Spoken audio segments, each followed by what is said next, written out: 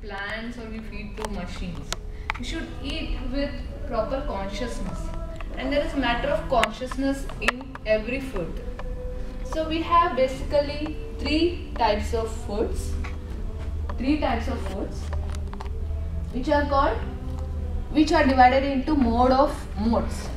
First is called mode of goodness food, mode of passion food, and third is mode of ignorance food. Have anyone of been to this class before where it was explained what are mode of goodness, mode of passion? Okay, yeah. So first food which I would like to explain is mode of goodness. Food which are fresh, which are directly from the nature, and which are healthy are called mode of goodness food. And mode of passion food, actually mode of goodness food is classified according to the mood which it gives. I mean the consciousness which it gives to the person who takes the food or who eats the food. So mode of goodness food is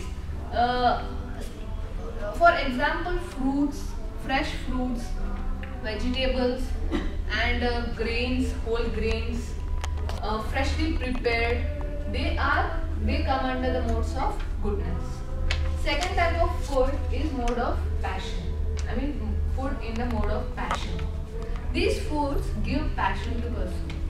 Passion in sense, there will be disturbance in mind, there will be haste in his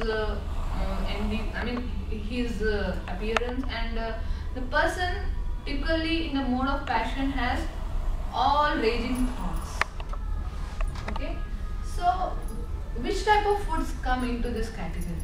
Suppose you eat something and you get very passionate. That sort of foods are classified as foods in mode of passion. Very spicy, very pungent, and such type of foods, they come into the mode of passion foods. The third type of food is mode of ignorance food. Actually, in Vedic terminology, it is called Sattvagun, Rajogun and Tamogun.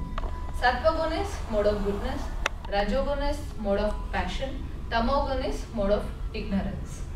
So third type of food, it comes into mode of ignorance, which is a very it's not at all a food. It's just a replacement of it's like something getting.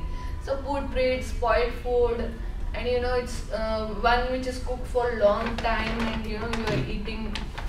So such type of food comes into the mode of ignorance. And after eating that food, how person feels? He feels very lazy, very ignorant, and he feels like, oh, let me sleep for a long time, and very heavy with oil and fried. Such food generally comes into the passion or ignorance. Balaji. So what we are teaching here is food in the mode of goodness.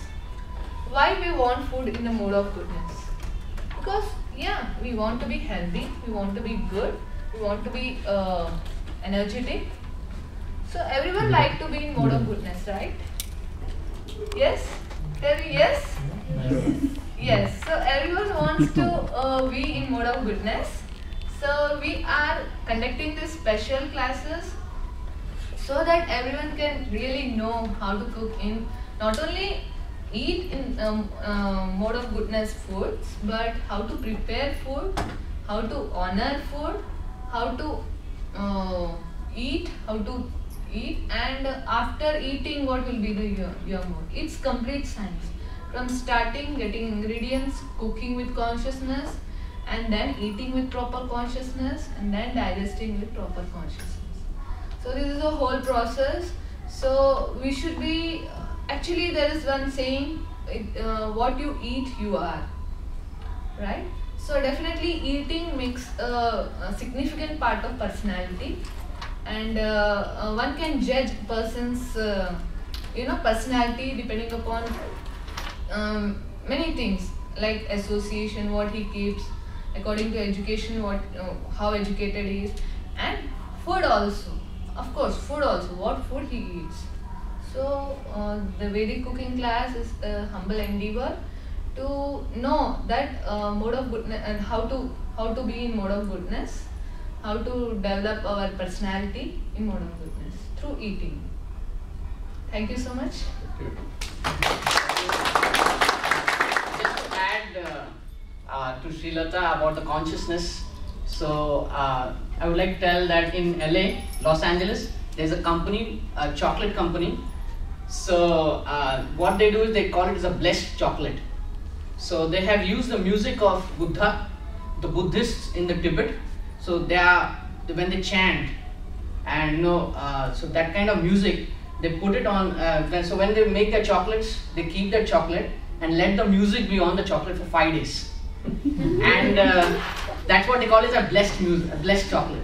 And they did a research analysis, and they found that they gave one people these set of chocolates. They didn't tell them what they are, but they found that later people having these chocolates, they have they feel very nice after having those chocolates. So it tells about the consciousness. When you cook the food, what consciousness one puts in, that is actually that gives great happiness to the person. Like one may eat say a pizza at some Pizza Hut, and one may eat the same pizza made by your mother. There's a huge difference between the two, because in the hotel you pay and then the waiter cooks, he doesn't cook it in the proper mood. But when your mother is cooking, it gives such a joy. So this is the consciousness behind cooking. And similarly, how to enhance the consciousness, that is a very important thing. So to enhance the consciousness is yoga. Yoga means to enhance the consciousness. So in this yoga, we so as I was telling that there are these chants of the Buddhist, right? So similarly, in the Vedic culture, there are chants of Sanskrit. Sanskrit is the oldest language. So these are very potent Sanskrit words which are called as mantras. You heard about mantra?